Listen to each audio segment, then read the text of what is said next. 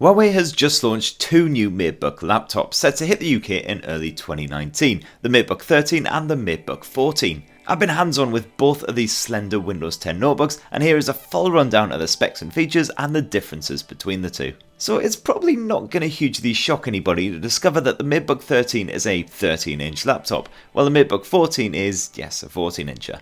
Besides the size, there's not a huge amount of physical difference here. They're both constructed from metal, although the 14-inch model feels a little bit more premium, helped along by that extra heft. You can grab the Matebook 13 in grey or silver, while the 14-inch model adds a rose gold option. Go on, you know you want to. Both of Huawei's models features a fingerprint sensor built into the power button, although the port situation is a bit different. On the 13-inch version you get two USB-C ports, one housed on each side. One is used for charge and one is used for data. Meanwhile, on the Matebook 14, you get two USB-A holes instead, alongside a single USB-C port.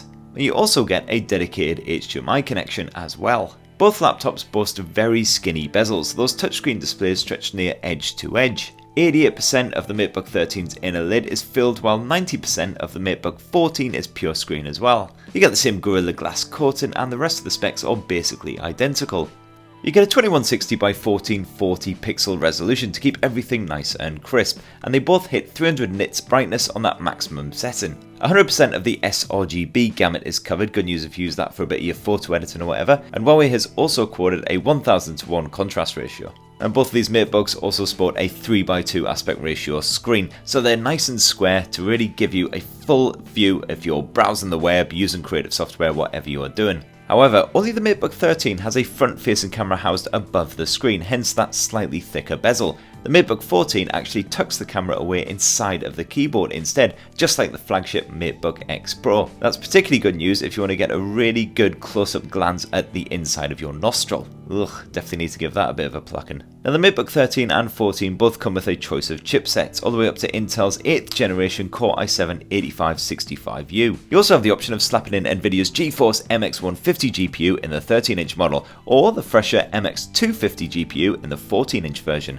with 2GB of onboard VRAM in both cases. Huawei is quoting quite different battery results from these two devices as well. The Matebook 13 can apparently blaze through 10 hours of video playback, or 9 hours of office work, over 7 hours of web browsing before finally biting the dust. Meanwhile, the Matebook 14 has much more impressive staying power. Here you get a claimed 15 hours of video playback, 14 hours of office work, or around 10.5 hours of web browsing. And you get a 65-watt charger bunged in the box in both cases to power these laptops back up, not to mention a bit of smart cooling as well. Both the Matebook 13 and the Matebook 14 boast the new Huawei Share connectivity tech as well. This allows you to quickly share files between your smartphone, as long as it's a Huawei phone running EMUI 9.1 or later, and your Matebook laptop. So for instance, the one hop feature can be used to transfer photos and other bits just by tapping your phone against the laptop. The two connect via NFC, and then those files are copied across using WLAN. And if you shake your phone first and then tap it against your laptop, you can record whatever is shown on your laptop screen. Great stuff. So that in a nutshell is the new Huawei Matebook 13 and 14, how they compare and what the specs are.